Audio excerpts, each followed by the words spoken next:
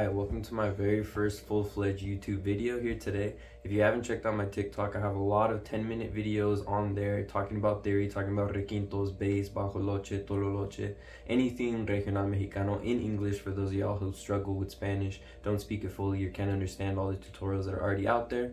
I'm making these videos in English for you guys today to help you guys out and hopefully help you understand the genre a little bit better and get you playing, get you understanding what's going on, dissuade some of those ideas that music theory is confusing and it's hard. It's not as hard as you think. It just depends on what you're doing and the context and what you want to do, and I'm hoping that I can help you guys out a little bit, help explain some of those things that get brushed over in a lot of videos, and kind of answer whatever questions you guys have. If you guys ever want personal help, private, particular help for specific songs, specific genres, if you and your friends want to do group lessons, I am doing private and group lessons, virtual or in person if you're local, but hit me up about that. I could take it playing to the next level and I can help you out with exactly what you want to do. So let's get right into it. First things first, I'm going to quickly go over some ways that you can find your way around the fretboard a little bit easier just by knowing a few things and using a few little tricks. So first of all, we have our open strings. That's going to be really useful and it's going to be our basis for most of our stuff. We have an E at the lowest note at the bottom technically, but in reference of the guitar it's to the top string here.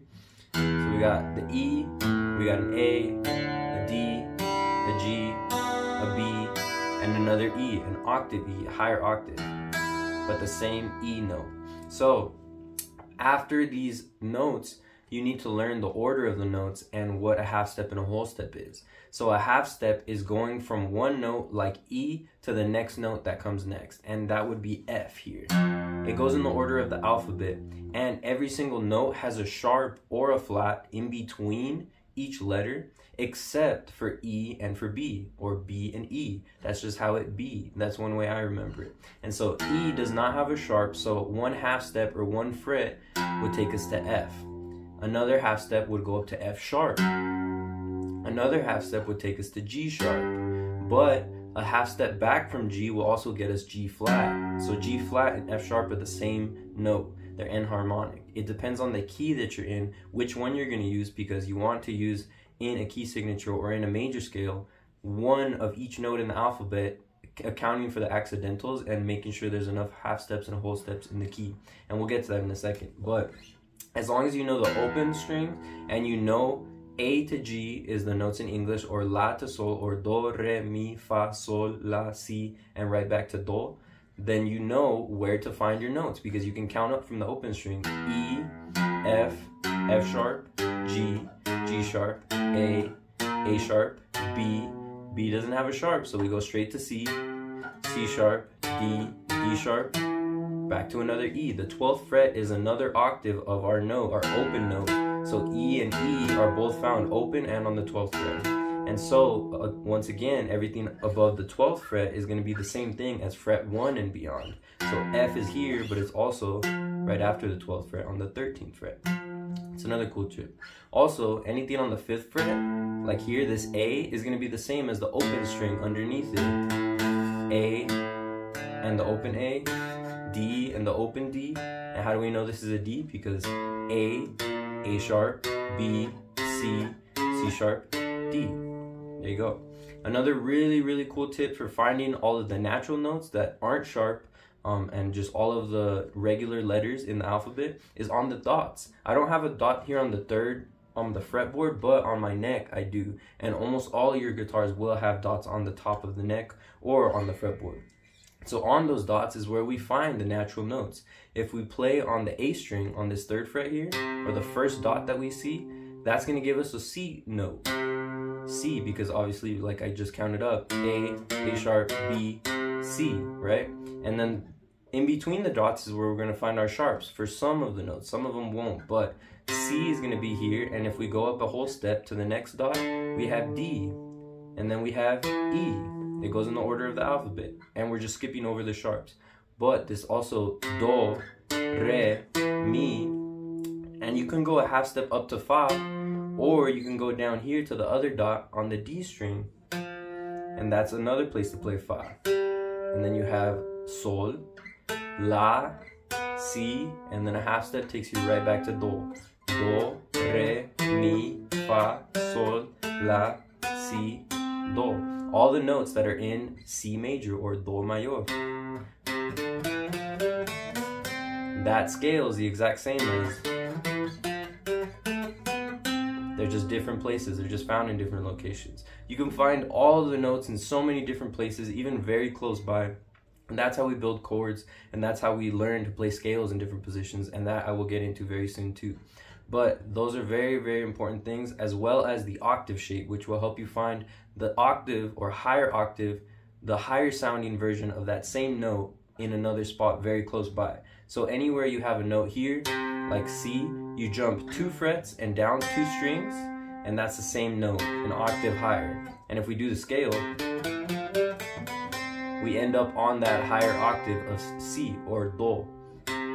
And you can do that for any note. If you're on Sol right here on the 3rd fret, we know 2 frets and 2 strings is going to give us Sol.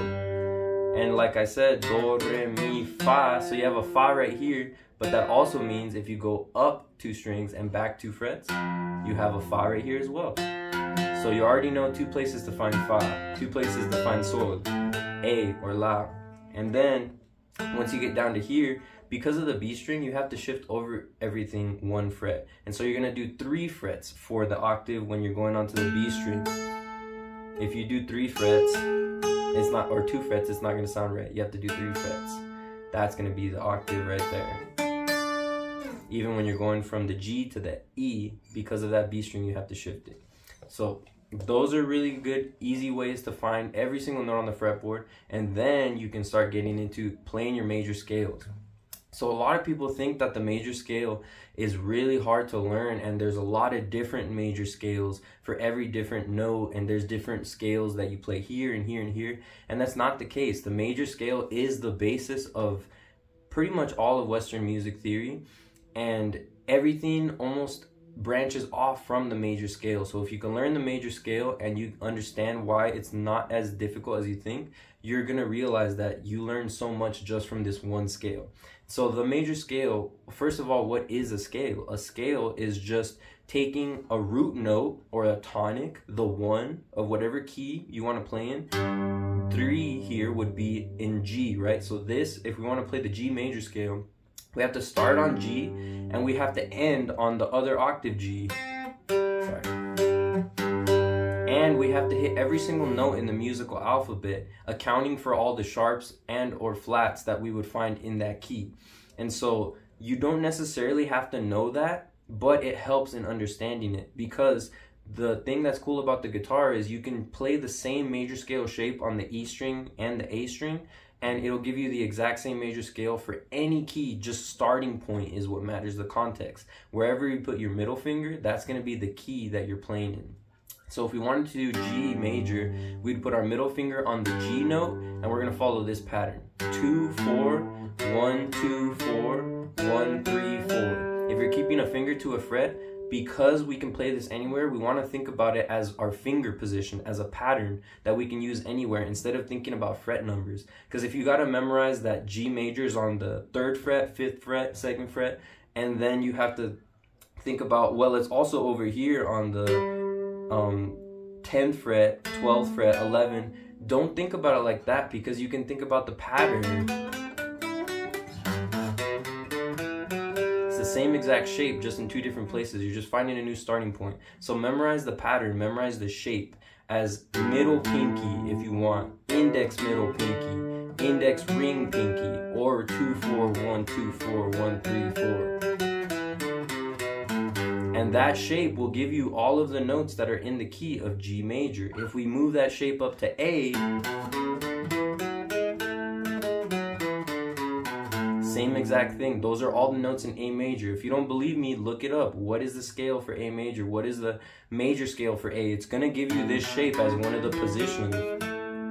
If you do the same thing for G, it'll tell you to play it here, but it'll also tell you another scale position that you can play here. So what I think a lot of people get confused about is that there's a lot of positions to play the major scale, and because of the B string shifting it over and just finding notes on different strings, the shapes are going to change, but they're just different positions and they're the same exact notes. And so you just have to learn different positions for them, but the major scale itself is the same for every note. It just depends on where you start. The only time that it ever changes is if you're playing open strings. So if you want to play the open G major scale, that's going to be different than the E major scale. The shape is going to be different, but the pattern and the whole steps and half steps that you're using are going to be the exact same. You just have to account for where the notes land on the open strings and what open strings you can play instead of fretting. And that I'll make a completely separate video about, but right now I want to teach you the universal shapes so that you can play any major scale anywhere. So if you're playing in D major, you start on the D and you do that shape. And you can stay in one general vicinity and you can play bajo quinto corrido chords, and you can play adornos using any of the notes on that scala. And you can do that in do. You can do it in mi.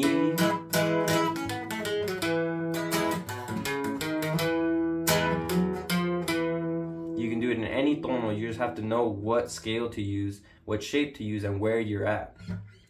And so that is one universal shape, 2-4, 1-2-4, 1-3-4. That's really useful for corrido chords shapes. But what about this major scale shape here? This one is also really important because we use this one for a lot of rancheras, a lot of campirano.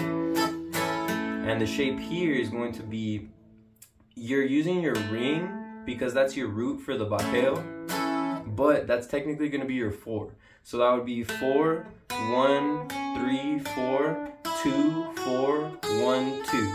And you hear how it's the same exact scale?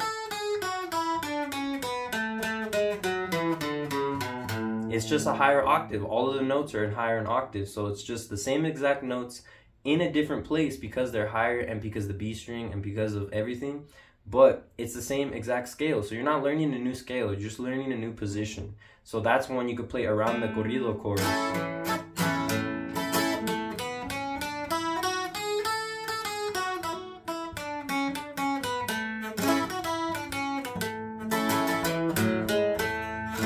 You can use all of those scale notes in that tono to play adornos and to mess around with it. So there you go. That works for la, that works for sol.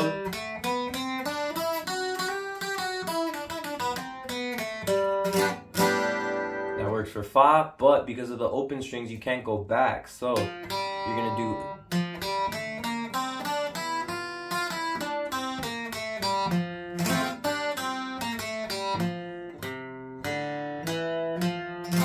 take time to get used to it and learn, but I'm playing the same pattern, the same sequence, but I'm doing the open string instead of that first fret that I would be doing in another tono. So learn where to play it, and there you go. You're gonna have different places to play your major scales. And then on top of that, once you learn your chords, your major chords, any of them, you can start on the root of that chord and understand how the major scale is used to build those chords. And so if we take a look at this corrido chord, for example, what chords are is that you're just taking the 1 or whatever your root note for that chord is, and then you're using this pattern of 1, 3, and 5. The 1, the 1st degree, the 3rd degree, and the 5th degree of the scale all are put together to make a major chord. That's just the pattern. You just have to know that.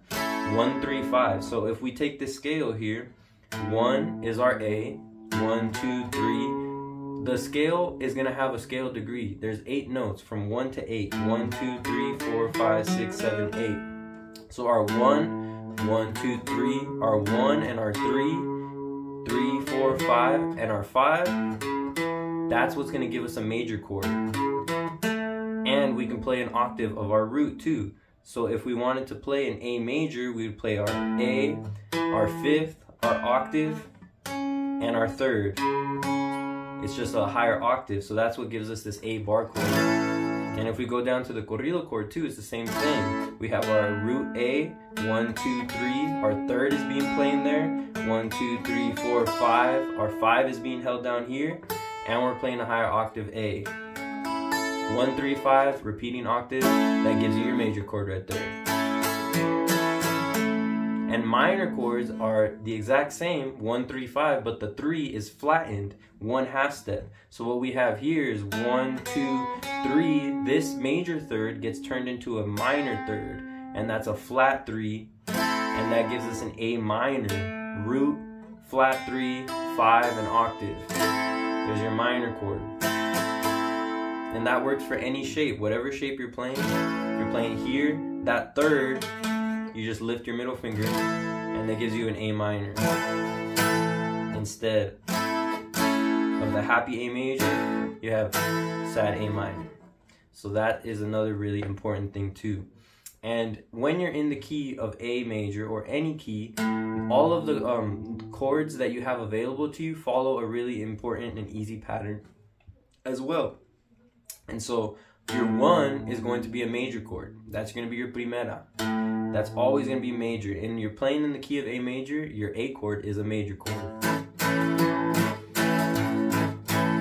And now when you go to the 2, that's going to be a minor chord. So you have a B minor in the key of A. Your 3 is also a minor, and that's going to be a C sharp minor. Your 4 is a major chord. That's one of the only other major chords, and that's your tercera, D major in the key of A. Your 5 is going to be the other major chord, E major in the key of A, but the 5 has a really cool characteristic of being a dominant 7 chord. That siete chord that you always see, and that chord is really cool because that's your segunda. In corridos, you're always going to play that. You're going to bajeo up to your 5th grado, 1, 2, 3, 4, 5, so it's right above your 1. And when you go to segunda, or the second most used chord in this genre of music, it's just kind of where you go after the 1. That's going to be your dominant 7 chord. Or just regular major, but dominant 7 has more flair to it, it has more resolving, takes you back to the 1. So that is your other major chord. Your 6 is 1, 2, 3, 4, 5, 6. That's your relative minor. That's an F sharp minor in the key of A, but that's the same exact key signature. It's the minor of your major. So A major and F sharp minor have the exact same key signature, the same notes in them. And I will get into that in another video as well too. But the 6 is minor. The 7 is a half diminished, which is a really weird jazzy chord that's probably not used in regional that much.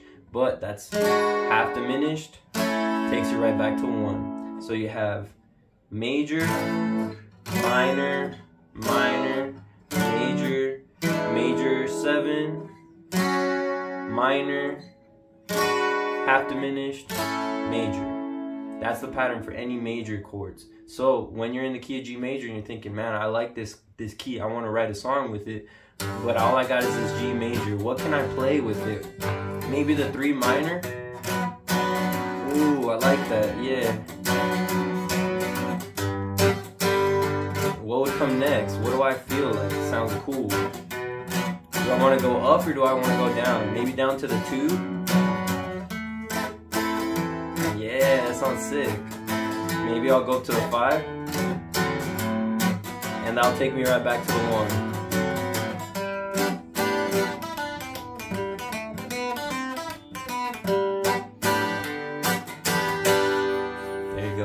You could do that in any key, whatever you're starting with. It follows the same exact pattern, and it is so much easier than I thought it was. I thought it was completely different for every key. I thought there was so many different confusing chords that would go into it, and there's so many options available to you. But at the bare minimum, major, minor, minor, major, major, minor, minor, or half diminished. But you can play that minor chord instead of a half diminished. So you can go from the 6 to the 7 minor, and then to your 8 minor, major.